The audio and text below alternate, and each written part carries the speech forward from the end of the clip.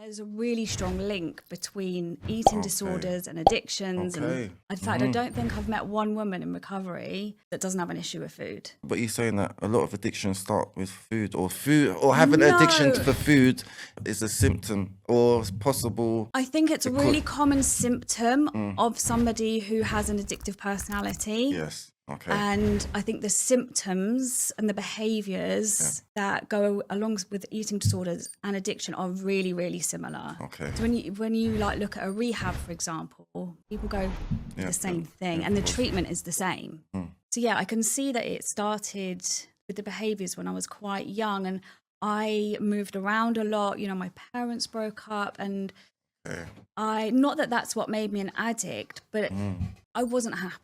I was never a happy child that was trying to fit in with other people. So I went through lots of like stages in my growing up time. Like I had a grunge phase where I had like short black hair and listened to Marilyn Manson. Yeah. I had a Sloane Square phase where I spent all my time on the King's Road pretending to be that I was something I wasn't. Okay.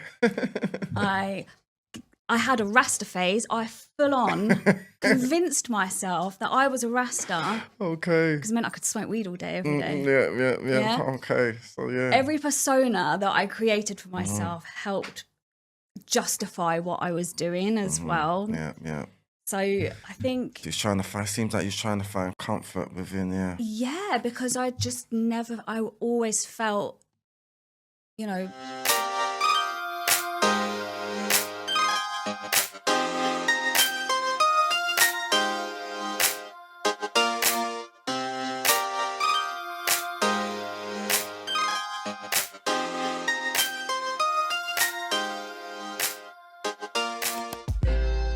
Yo people, it's another episode of Truth and Bantz. It's your boy Flash. We got MK in the back, and today we got a very special guest, Kaitlin. Did you nearly forget my name then? I never really forgot your name. I was just wondering because I was going to say your Instagram account. Did I say it for you? What is it? It's Sober as a Mother Focus. All right, sober as a mother focus, yeah, people, yeah. But today's episode is overcoming addiction. Yeah, and the reason why we got Kaitlin today is, from my knowledge, she's overcome addiction of alcohol and drug use for, is it 2.5 years, is it? Yeah, just over 2.5 years I've been sober for now, yeah. 2.5 years, and as we know, there's a lot of people that is dealing with addiction and they can't overcome it or can't come to terms with it or they can't come to face it, and some people actually need to make this change because it's not to make a positive impact within their life.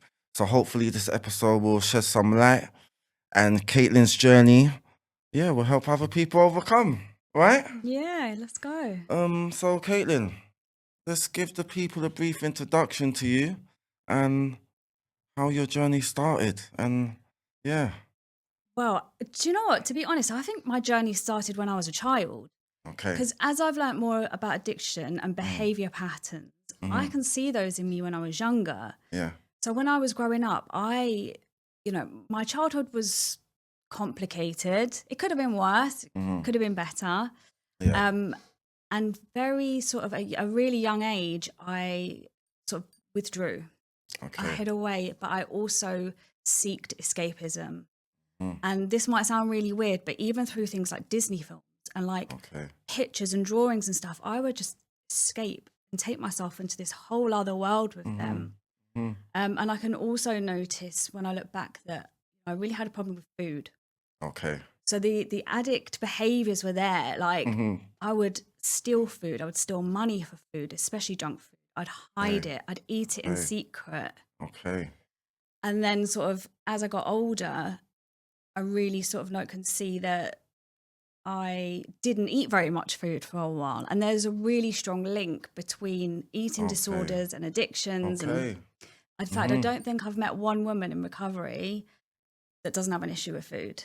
Okay. Yeah. So what you're saying that a lot of addictions start with food or having an addiction for food is a symptom or possible.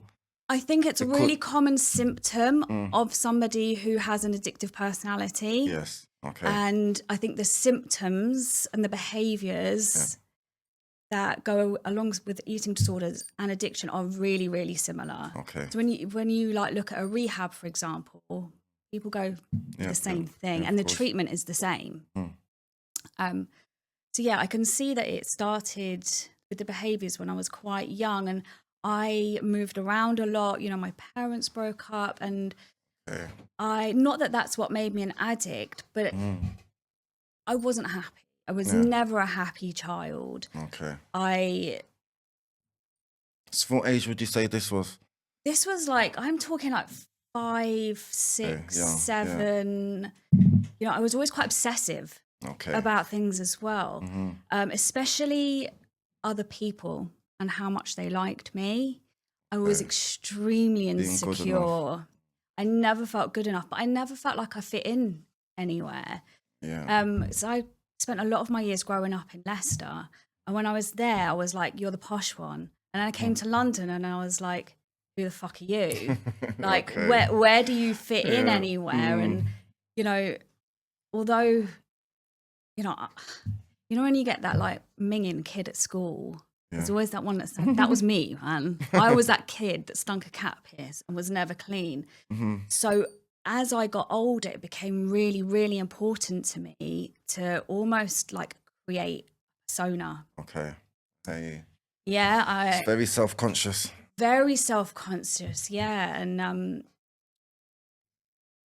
part of that was trying to fit in with other people. So I went through lots of like stages in my growing up time. Like I had a grunge phase where I had like short black hair and listened to Marilyn Manson. Yeah.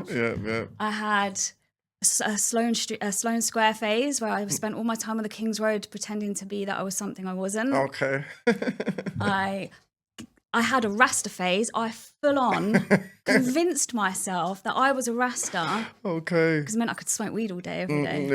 Yeah. Okay. So every persona that I created for myself helped justify what I was doing as well. Yeah. So I think seems like he's trying to find comfort within. Yeah, because I always felt, you know, I was never at ease. It was very uncomfortable. I was really unhappy. I really struggled to deal with life on life's terms. And I think I was like year 5 when I first had a few drinks, and I was like, yeah, this is cool. I like this. All right, cool. I could let myself go a bit. Is that the reason that you had the drink, to try and let yourself go, or you just experimenting? It was just a family member gave it to me. Yeah. You know, and me and my friend were having a dance to always love music, so we were having a bit of a dance and a sing song, and it was just fun. I just let myself go, and not that I thought anything really of it then, but looking back, actually, I don't think like drinking at 5 is actually that normal. But to me, I was like, whatever. And then, you know, I would have occasions where I would drink, but say from the age of 13, when I first got paralytic, I drank alcoholically. So I drank to get fucked. Okay, so that's the first time you got paralytically drunk, was that 13? 13, yeah. Okay. And quite quickly, I would say like every weekend or every opportunity I had, I was drinking. Having said that, when I first got sober, I didn't think alcohol was part of my problem. I was so delusional. And then I think I first smoked weed when I was 15. Okay. And that was it for me. I was like, this is the one. Yeah. I am fucking here for this. Hence the Rasta phase. You say, look at me. Set your mind at ease, yeah? It took you away from everything. Took me away, and also I could laugh. That was the first time I really, really felt like happy. And I got the giggles, and I felt peaceful. And I managed to sort of go a few months without trying it again. But I do remember the very last day of my GCSEs, I waited and I waited and I waited. And again, I don't think that kind of thinking is normal. Like, I'm waiting. So I finished my GCSEs, got stoned. I remember having a fucking awful whitey at school as well. Okay. It didn't put me off. Typical, like me. Yeah, it's part of it. Yeah. It happens sometimes. And I think where I you know, I was at a school where, again, I didn't really fit in because I'd been really bullied at my other schools. I'd gone to private school for a year, and like I'm in school with fucking, like, we're talking megabucks. Some of these people, we're talking like royalty. Some of these people, like, what the fuck was I doing there? But having said that, I made some friends, and I was like I like this, but that took me on another pathway into my Sloane Square phase. Okay. And I was introduced to this club. It was called China White. I don't know if you like. Yeah, I remember China White. Back in the day, on a Wednesday. Yeah, I was there every fucking Wednesday. Okay. And with that, okay, you know what it was like, right? Back in the day, yep. And that's the main club, yep. It was, and you know, I was friends with people who worked there, let's say that, and you know, I spent a lot of time there, and when I was there, I saw a lot of things and a lot of situations and people that I looked up to, healthy or not. I really aspired to be like these people.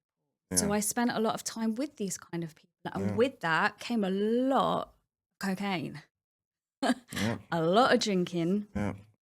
It was also like, that was when like hip hop, was becoming quite a celebrity thing. Yeah, popular, Yeah, so it also lent itself well to smoking loads of weed. Okay, so both worlds now. They're both going on now, and it wasn't very long from my first line. I remember I was in a penthouse on High Street, Kensington, and I was thinking, yeah, I'm so fucking glamorous. Like, check me out.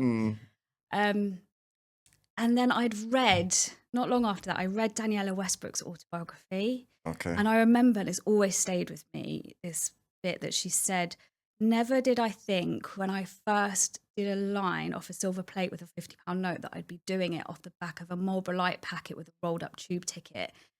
And I was like, oh shit. Made you really... Oh, okay. That's me. But all right, cool. Fuck it, whatever. We'll just let that go. And yeah, really quickly, I was doing it all the time. At work, at home. So and I become a habit.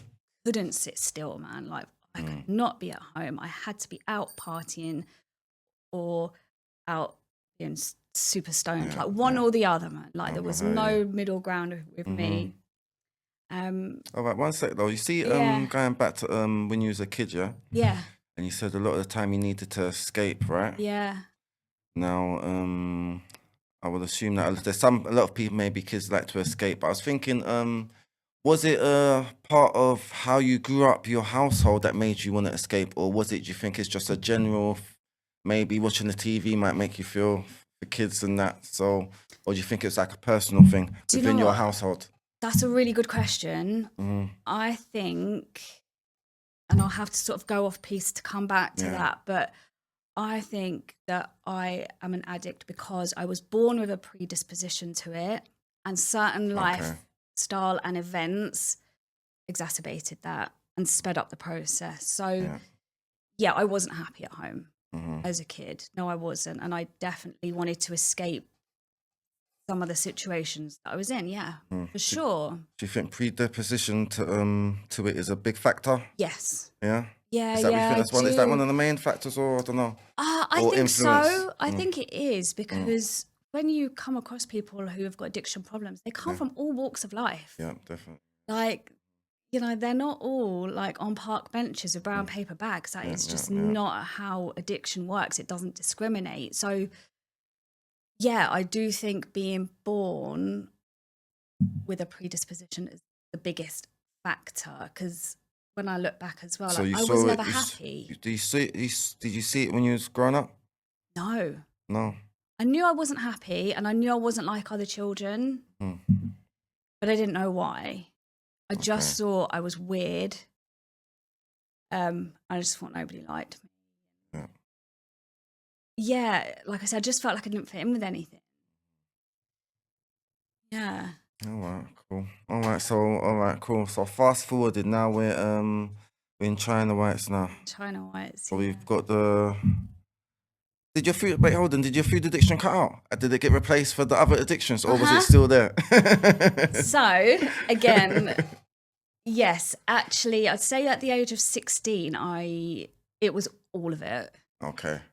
It was all of it, and you know, this actually only at this point carried on for a few years. Okay. And I got pregnant. I was really young. I got pregnant, and I managed to stop everything then. So I'm thinking, I'm good, man.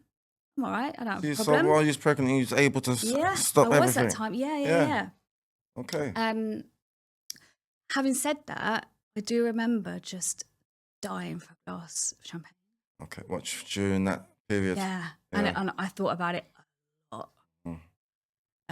But you know, the mummy wine culture is quite a big thing, right?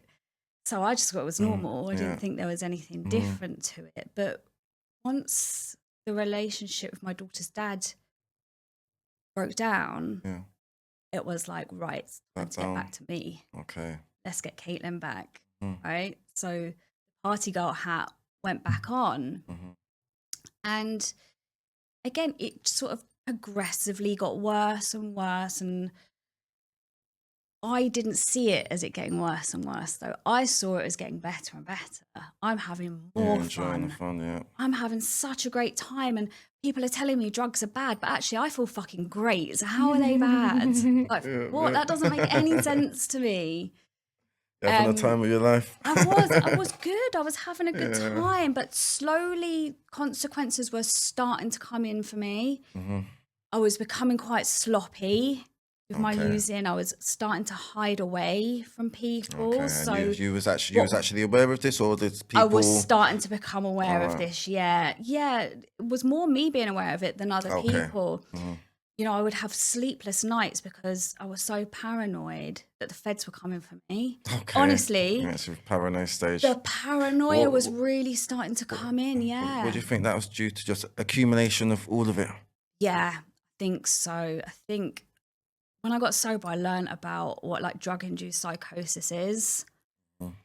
And it's funny because all the time that I had that, I thought it was completely rational. For the people that don't know what drug-induced psychosis is, give a quick breakdown. So I can give you an example of how I experienced it. Is that being in my room, thinking somebody's at the door, hearing the door, but there's nobody there, hearing the sirens and thinking they're coming for me, thinking I could see things out the curtains and through the blinds, and that's drug-induced psychosis, right?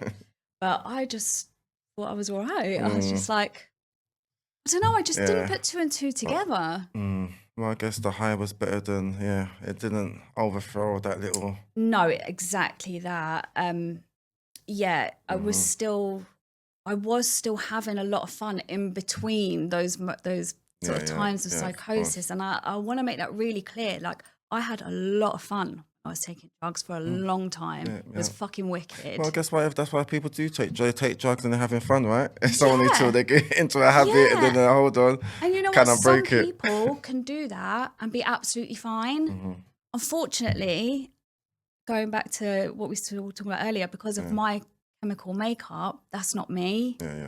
I know people who took drugs and drink like I used to, and they're not addicts. Oh, definitely. They're all right now. Yeah, and I think I really started to notice as well around this time that I was starting to get super paranoid, that my friends were growing up, and they were growing out of it, and they weren't doing that anymore. And I was thinking, what the fuck is wrong with them? They're so boring. Like, why don't they want to carry on the party forever? And it's like, Kaitlin, we're like in our 30s now. We're like trying to grow up. And I was like, you lot are fucking dead. Like, all right, cool. You crack on. And again, that separated me from people. And I thought, I know, I'll move away. That'll fix it. Okay, so that's when you decided to move away. Yeah. Okay. I thought, well, I won't be able to get hold of anything. There won't be any sirens around because I'm moving out to the countryside. Oh, so did you moved away to get away from it? I moved out of London. It was part of the reason, There was other reasons, but it was part of the reason. And I just thought, that would do it. It's funny, we like think that all these external things will help fix us. That's really it's internal. just not the case. No. And look, to cut a long drug-a-log short, it got worse and worse and worse. I used more and more and more. I felt like dog shit all day, every day. And I kept thinking that these things were going to fix me. So I tried counselling, although I lied. I told them the truth. So what was the main turning point for you to actually be like, because you said you just, so what was the main turning point when it's like, you know what? I need to actually seek counselling, or because it must have took something for you to actually make that step, right? Yeah, it's because, I mean, I didn't seek counselling to help with drugs. Okay. I sought counselling because I was a wreckhead. Like, I was very emotionally unstable, which you would be after you've like pickled yourself for like that long, you know. Definitely. But I just didn't think it was drugs. So Okay. I tried counselling, but not for that. I tried all sorts of things. So that was just basically to get Basically, your mental. nothing That wasn't really worked.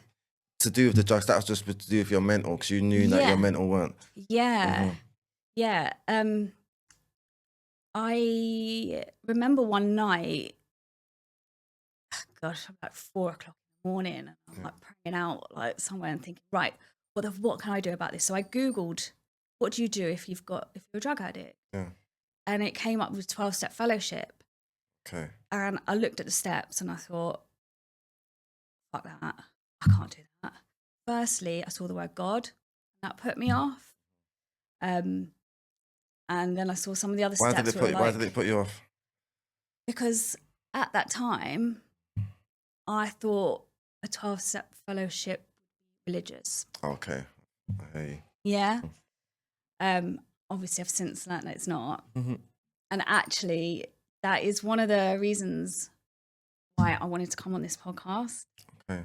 Because I obviously have seen your clips. Yeah. And I've seen that there's no shyness around the word God. And I love that. Okay. Yeah, I love that. No, there isn't. Yeah, everyone's got their own relationship with God and their own understanding, but Their own understanding. As long as it helps you, Yeah, so I would say that I'm spiritual, not religious. Yeah. That works for me. So before that, yes. what was your relationship with the word God?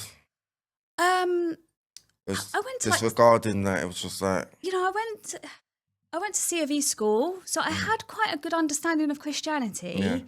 But I think because I was like probably quite depressed. I was like, well, how can there be a God if all this badness is going on in the world? And, you know, I just became quite negative, and I was very spiritual. You know, I studied energy medicine and I meditated, or tried to back then. And I went on like holistic retreats. I had yoga, and I was like, you know, on one hand, this party animal, on one hand, when was you doing the yoga? Was this while you was doing this is while you was thinking that like I'm fine. I can do all these things. I don't have a problem. I'm fine. Okay. But yeah, and people talk about rock bottoms a lot, and they say, oh, you have to reach rock bottom. That's what will, you know, that will be your turning point for you. But in my experience, that is just not the case. Okay. I had loads of rock bottoms. What do the rock bottoms do? Well, I guess, it's not just reaching the rock bottom. I guess it's reaching the rock bottom, then it's you within yourself having that epitome, no? I would say I would put it down to divine intervention. Okay, yeah.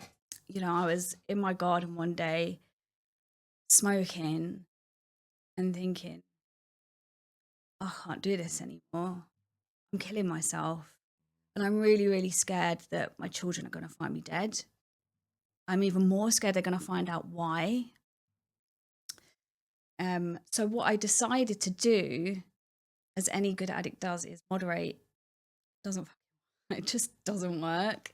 You say there's no moderation, doesn't work for no one going through it. It does not work, man. Honestly, it doesn't. So what I would do is I would lay off certain things, but other things would come into play.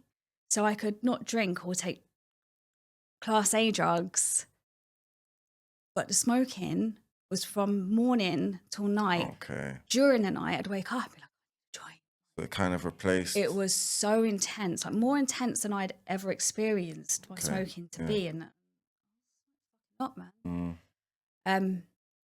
So I would do that, and I'd manage a month just smoking weed, thinking I'm sober, I'm doing it, I'm winning, I can do this, and that became too much as well. And yeah, I think just one day I thought, I think it was a God moment, you know, it could change the word God into the gift of desperation, right? And I think I had the gift of desperation at the very same time as a window of opportunity happened for me, and that's what I call the divine intervention.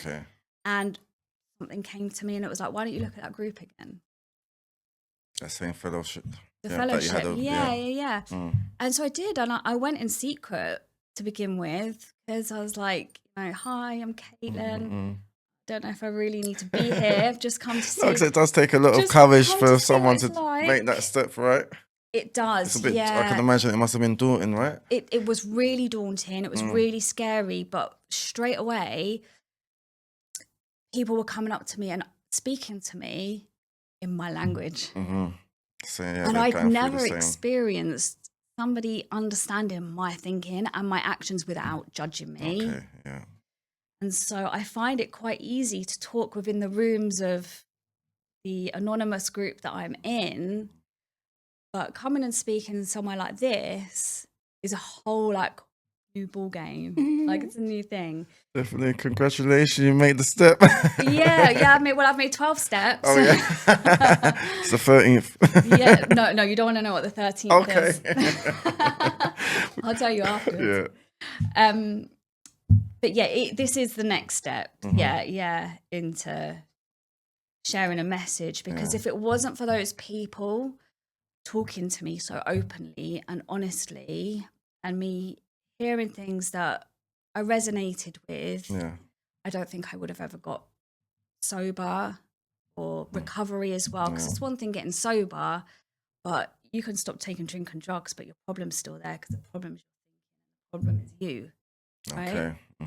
So people do stop, addicts or not, but they're still left with the same problems. So when you say this, when you're saying someone may have stopped being an addict, but they're still left with the same problems, what would that mean? Turning it into the addiction to somewhere else? What does that mean? It might be swapping one addiction for another. Yeah, it might be that, or it might just be what we call like a dry drunk, which is somebody who might very well find self-will to stop, but because it's our thought patterns, how our mind works, our neurological pathways that took us there in the first place, we are still left with the same person. So, for example, when you go through the steps, we talk about having a complete psychic change, and finding a relationship with a higher power. And that is what helps us stay sober without basically being an arsehole. Because I was all sorts of things before. And if you took my drink and drugs away, they were my medicine. They were not the problem. I was the problem. I used those to help solve my problem. So yeah, take them away and I'm still me. So that those first few weeks of white knuckling it, mate, they were really hard. I'm not gonna lie. How did you get through it? So yeah, man, there must have been some deep days, eh? They were. But like I said, when I went to that first meeting and walked in, and I was like, I don't know if I need to be here. By the time I left, and we were at the end, I was like, hi, I'm Kaitlin. I'm an addict next week. Having that sense of belonging for me was massive. But like I said, being around people and having people who genuinely just want to help you, they don't want anything from you. They just want to help you. Having that was the game changer. And then obviously there is the process of going through the steps. And, you know, I would just say to anybody, if you think that you might have a problem or a bad habit, which is what I told myself I had, it's just a bad habit. I'll be all right. I can do this by myself. experience has shown me that I couldn't do it by myself. And experience has shown me that what have I got to lose by going and trying something like that? Yeah. You know, like no one's locking me in. No one's taking my details. Yeah. And that was massive for me because as a mum, I was terrified of losing my children. And that really, really stopped me. And I think I know that that's really common with a lot of women. It's a good motivation, right? Like, yeah, look, my kid's having a good mum. That's the best motivation for me. But ultimately, reaching out and getting that help felt impossible. Okay. Because I was going to be judged. And was I going to lose my kids? Oh yeah. So you're going to be judged, and you have to be cautious because you don't want anything to go back where it can affect your kids. So yeah, absolutely. And although I wasn't the best mum I could be, still adore my children, and did then as well. And I can imagine. I think there's a lot of like waves you've got to ride. First get sober. They are all worth it. And it is hard, like you said at the beginning, it is really hard, but if it didn't get better, I wouldn't still be here, over 2.5 years later. So what were some of the toughest parts when you was going through recovery? Honestly, there've been quite a few, I'm not going to lie. One, my friendship groups have changed a lot. Okay. Number two, I would say it's that finding like, who am I? What do I like doing? Other than getting high and getting mash up, what do I do? Who is Kaitlin? That's been a lot, and because you know what, like I love reggae music, right? Yeah. And so I'm like driving to my meetings, and I've got like Damian Marley medication, and I'm like, oh shit, I can't be singing along to this. Like, oh my God. And this is what you're trying to escape from. Weed was so hard for me to quit because actually I still do believe that for some people, weed is medication. Yeah. Like I'm still here for that. And I was like one of those people that was like, free the weed, make it legal. Like, please. But the difference is for me, it's not. Yeah, because it was attached to other things, wasn't it, right? Well, it was just that I couldn't use it in a medicinal way and I couldn't use it in a non-obsessive way. Yeah, okay, yeah. And I didn't use it healthily just to like have jokes every now and again. It was all day, every day. Yeah, definitely. That's the difference. It was just so unhealthy. So yeah, getting to know who I am and what I like to do has definitely been a challenge. But it's also like, it's quite exciting because I'm getting to try like loads of new things that I've never done before. I can imagine. And things I didn't like before, I really like now. Like, you took me, said like, Kate, we're going to go to like watch a stand-up comedian. I'd have been like, fuck off. That is like the worst thing. Please don't do that. But I'm telling you, Mo Gilligan has fucking saved me. Okay, so now you love it, yeah? I love it. Honestly, I haven't laughed so much in sobriety other than like when I watch him. Okay, definitely. I know and laughing is a good medicine, right? Yeah, it is a good medicine. It really is. And I think that's sort of took me in that direction because of that. Because I was like, oh my God, I could smoke a joint, I could laugh. Wow. But yeah, finding ways without being intoxicated to live life, it has its challenges. But like I said, yeah, it's also like exciting. Yeah, I can imagine, definitely. So when you started your 12-step, was it 12-step fellowship? So from, how many times did you relapse? None. You never relapsed once? Well, not since I've been in the rooms. No, not since I went not since you took that step to... Yeah. Having said that, the amount of nights I pray to God, I promise this is going to be the last time I'm going to do this. I'm not going to do this. I promise. And I really meant it. Like, you could have lie detector tested me. And I meant that I was never going to fucking do it again. But I did it again the next morning. Okay. So I say I've never relapsed, but that's actually... before you started the fellowship, though. Yeah. But actually, you know, that time, I'd say a good 8 years or so before I got into fellowship, I relapsed on an almost daily basis. Yeah. Is that what you say you was trying to actually stop then? I meant it. Okay. I really meant that. I was never going to do it again. Mm. I wanted it. I was, got to the point where it was against my will. Yeah. I was doing it and I didn't want to be doing it anymore. And, that helped me get help as well. It was just like, you have been trying to stop for yourself for fucking years. This isn't working. Yeah. What are you going to do? Are you going to die? Or are you going to do something about it? Yeah, God carried me to my first meeting. Big up for taking that step. Yep, now you're here. So, what was give us some of the main, you connecting with yourself, what's some of the things that helped you connect with yourself? Main things, practices, or I don't know. Yeah, I do spiritual practices every day. Like when I get up in the morning, I pray, I meditate, and I do that in the evening as well. Okay. But throughout the day, I'm in conscious contact with my higher power. Okay. Because I believe like we're all in contact with God. If you're aware, It's just either a level of consciousness that changes.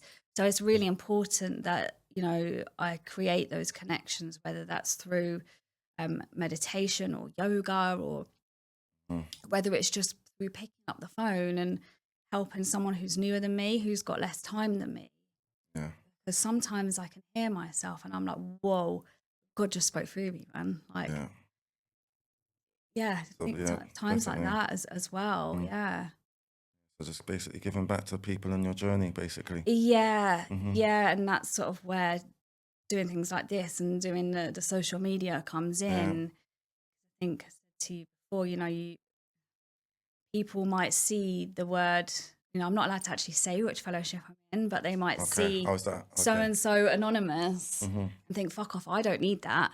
I'm not that bad. I'm not as bad as them. I'm not on a park bench. I'm not selling myself. I haven't lost my kids. So they'll think like, I don't need that. But, we're lucky that we live in an age now where there's other platforms where we can get messages out. And, it really is a cliche. And I hate saying it, but if I can help one person, even if it's just by sowing a seed and somebody thinking, I did that, or I think that. Definitely. People hadn't, if I hadn't have had seeds sown for me, you wouldn't be here.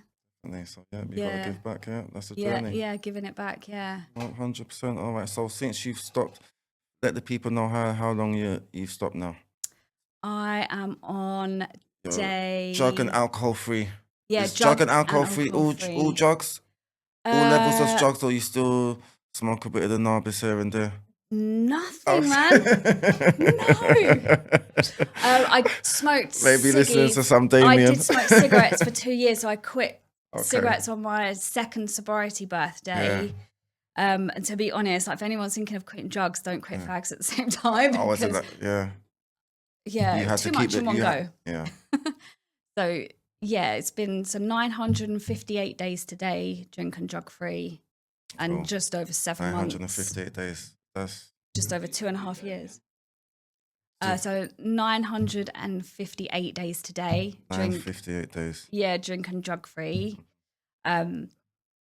Just over 7 months, no cigarettes. Okay. And I've actually started cutting out like refined sugar as well now, because that's shit affects you, man. That's part of addiction as well, no? Yeah, man. Yeah, Food, because like the sugar. Yeah, and when I first got into sobriety, I tell you one thing that did fucking help me was the amount of chocolate I ate. Like sugar, I went straight for the sugar, the biscuits, the chocolate, the sweets. That replaced it basically. Yeah, it did. And, it's, you actually asked me what one of the hardest things as well as it was the fact that I put on a lot of weight since I stopped taking drink and drugs. And listen, I will take the weight over killing myself any day. But because of who I am and what I am, I can struggle with that. Yeah. So recently it's been refined sugar. I think I'm about 8 weeks in. Okay. I've really noticed a difference in my Yeah. like mood swings. Okay, nice. Sure, yeah. Okay, yeah. No, definitely, yeah, because I do, yeah, sugar is meant to, yeah, it's definitely meant to affect your mood, your mood, right? Meant to take you a Yeah. bit high, and then after you go kind of low. You crash, you yeah. Yeah. It's kind of like similar to the drugs, right? Yeah.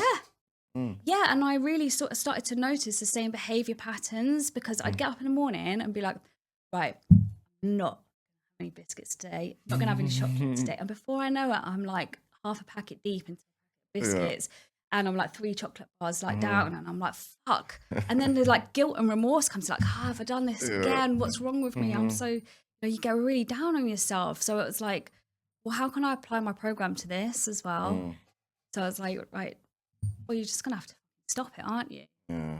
Because the difference between, I said to you earlier that I have friends that drank and used drugs the same as me, but they weren't addicted, is because for somebody like me, 1 is too many and 1,000 is never enough, right? So once I have one, I've set it off. And that's where the craving comes in.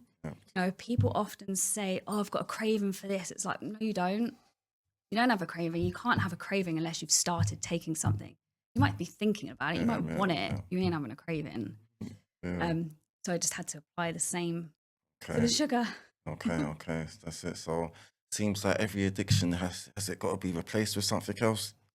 But I guess I guess you can replace it with I don't know. I guess gym could be an addiction, right? Yeah, definitely. I see that. But again, like, that can be healthy when done in moderation, but it can also be really unhealthy. Yeah, very true as well. Yeah. So I think, in my experience, the only thing that has worked for me and the people that I know is a complete psychic change from doing the steps and a connection with higher power. Yeah. Yeah, because my experience has also shown me that I can clean myself.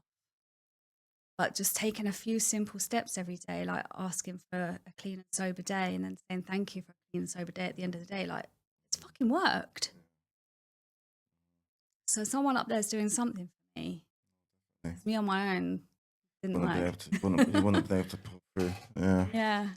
All right. So since you've been sober, what has been the benefits in your mental all round? What would you say has been the benefits that you've seen?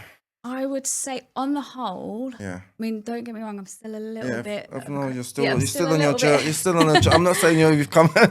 Your journey's an ongoing thing, right? It is because 2.5 years might sound like a lot to somebody, but actually, in the scheme of things, it's fuck all. Yeah. But the benefits that I found so far are, I feel like I have a sense of purpose in my life, helping people and just being like a decent human being. Yeah. I'm not lying or stealing or cheating, not doing any of those things. And that's really, really nice place to be. Yeah. The ultimate benefit for me is that my children know where I am. They can call me anytime, day or night, and I'm there. I don't have to lie to them. Yeah. I don't have to hide away from them. Being given a second chance to have the best relationship with my children I can have is by far the greatest gift of all. And then there are other things. It seems like for you, your kids was a big factor. But they weren't enough. Yeah, let's get that straight. I wish they were. But now you've taken the steps, I guess their motivation for you to not go back. Definitely. So if I was thinking maybe for someone without kids, it might be a bit hard, or they'd have to find it within something else. What do you think? What do you say? That, taking children out of the situation, I don't think anybody who has a drink or drug problem is going to get help until they're desperate.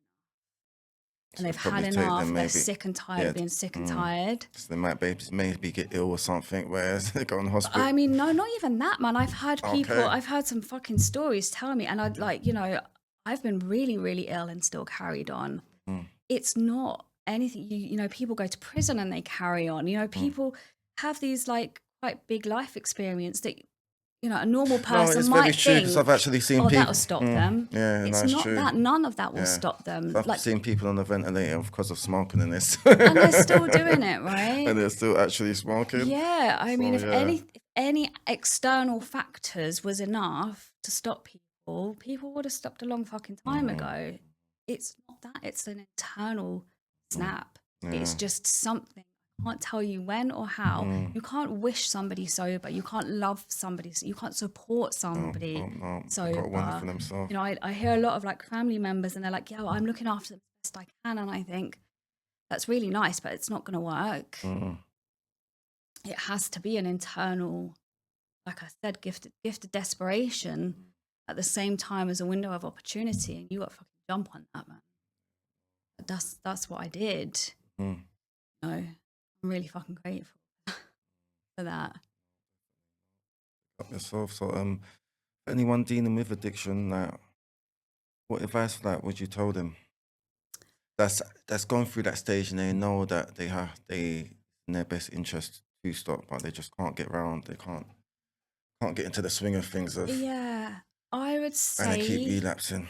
The best advice I could give to somebody who's still in the madness but is ready to come out is to like find your sober tribe. Like for me, that was going to meetings and finding people that, like I said, understood me, didn't judge me.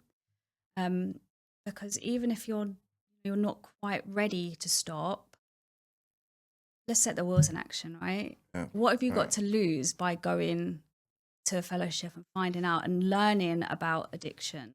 So for me, that was really key. Like, I need to really understand this shit, man. I need to understand the neuroscience behind it. I need to understand the behaviors behind it. I need to fucking understand this shit. So yeah, I would say just go and find out as much as you can about recovery and about yourself. And surround yourself with people who understand, because otherwise you're fighting a losing battle. Yeah. Don't get it. 100%. So, I don't know if it's the same question. So, if someone trying to connect with themselves that they lost back in the day due to addiction and stuff, life. I think you can only do that once you've got a clear head. So, yeah, do you know what? I hear a lot of people say, I got sober and I got myself back. Doesn't work that way, you're saying? For me, I got sober and I'm learning who I am. Yeah. So going back to your question, I would say don't be so concerned on trying to get anything back or any part of you back. Be concerned about finding out who you are. Does that make sense? Yeah. And you know, like it's not what you've lost, basically. It's just right now. And actually, you know, by getting sober, you haven't lost anything. I hear people say all the time, "Oh, I gave up this and I gave up that." It's like, mate, you haven't fucking given up anything. You've stopped it for a higher purpose. Yeah. You're gaining your life, man. You're gaining your self-respect. You're gaining your self-knowledge and your self-worth. Like you have not given up anything. Yeah, definitely. One thing a lot of the time it's women that you work with, right? Yeah, I work with women because, you know, I sponsor women. Okay, yeah. So how it kind of works is someone sponsored me, then I sponsor someone else, and then they sponsor someone else, and so on and so forth. And that's what keeps it all going. So we kind of stay with men and women and women. Okay. You know, there's so in the groups, the fellowship is Let's try Yeah, definitely. So in a fellowship, it's strictly women. No. There's men there and women there. Cool. All right, cool. But the men stick to the men and the women stick to the women because, you know, you're quite vulnerable when you first come in as well. Men as well, like not just women. I think people always think it's like women are so vulnerable. It's like Yeah, I know. That's why. Because I know you worked with women. That's what I was thinking. What, there's no love for the men, like. Yeah, no. There's plenty of men for all the men, and actually, that's another reason why I feel so strongly about like coming out and sharing my story and my world and trying to help other people, other women in particular, is because there are so many more men in recovery than there are women. Okay, so you say this is more of a men. It's a bigger men issue than. No, No? I'm not saying it's a bigger men issue. Okay, but there's more men in recovery. There's more men in recovery, yeah. Would that mean that maybe more men take that step? No. No. I think it's easier for men. Easier for men for what, to take that step? Yeah. To take that step? Yeah, because you've got to think, like, women are mothers. Yeah, it's a lot. You know, we're supposed to be the caring, lovely, kind ones. We're not supposed to be addicts. It's a lot easier for a man to stand up and say, "This is what I am." I mean, like you know, you go to the school gates, and you've got a man and a woman. Who are you going to judge to be the addict more? Man. There's a lot of. I guess stigma. women have to maintain their image more than the men, right? Yeah, we do, and it's a, like, you know, it's trying to protect ourselves, but ultimately that constantly trying to fight something and protect ourselves just makes it fucking worse. And yeah, I just feel like it's really important as a woman that I stand up, like, tell other women like they're not alone. Yeah. And that, you know what, I was where you are. Look, and you know, I'm not here saying I'm the best me in the world, but I'm a lot fucking better than I was, and I'm recovered, and I don't take drink and drugs, and I don't have to rely on any mind-altering substances to live my life. I can live life on life's terms. Yeah. Definitely. Yep. No, that is good. That is good. Hopefully all the information should help. I think, yeah, it should help inspire some people that are suffering through this to get through it, I think. What is a key jewel that you would give someone? Oh, mate, you could have asked me that before, so I could have prepared, man. No, you wanted it straight. That key underlining that's gonna that's gonna raise that little spark within them that's been missing for them to take that. I'm gonna take it back to something that you've talked about before. Okay, cool. Have faith over fear. Definitely.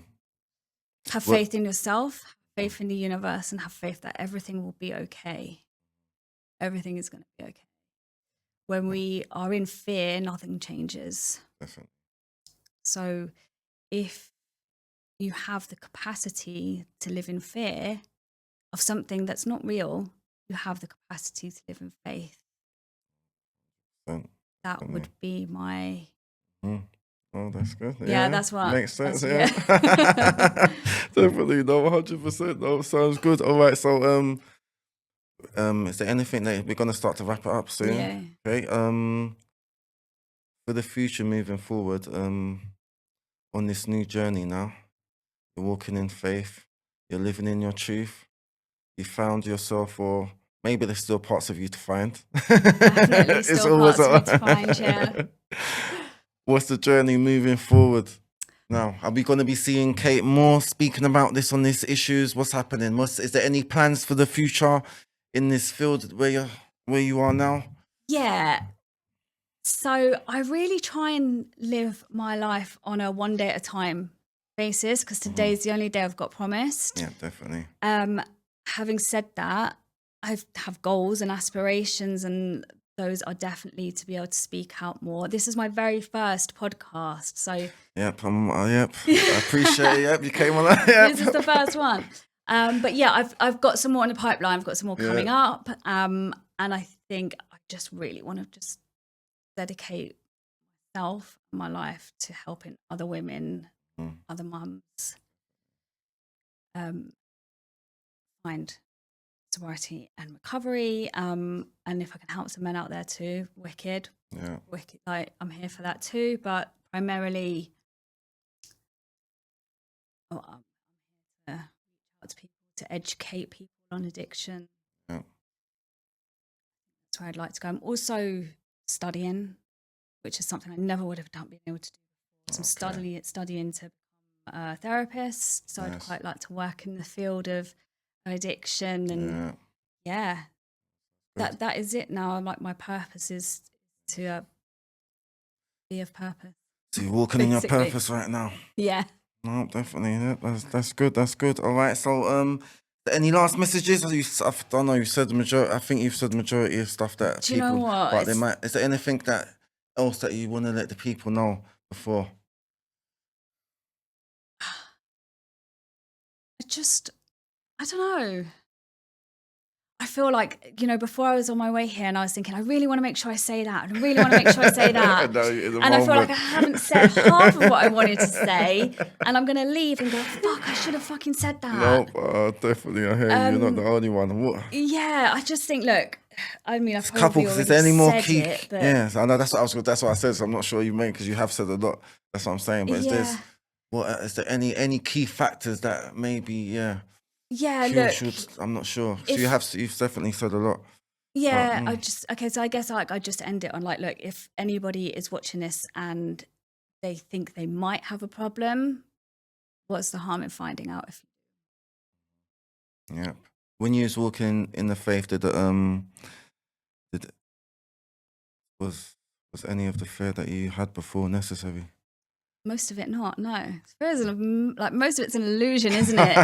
Yeah. We're all in this fucking self-centered fear, like walking around on this planet, and most of us just in total fear instead of consciousness.